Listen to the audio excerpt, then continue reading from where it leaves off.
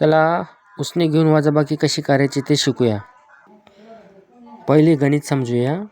You म्हणजे unit place, T म्हणजे 10th place, H म्हणजे 100 प्लेस. यू म्हणजे आपण मराठीत सांगू शकतो एकक, दशक आणि शतक. वजाबाकीला असे मायनसचे चिन्ह असते.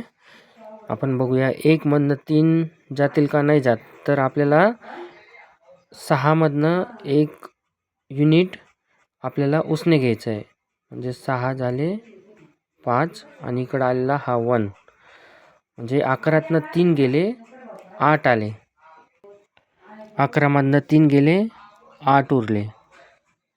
त्याच्यानंतर 5 मधनं 2 गेले 3 उरले आणि 3 मधनं 1 गेला 2 उरले.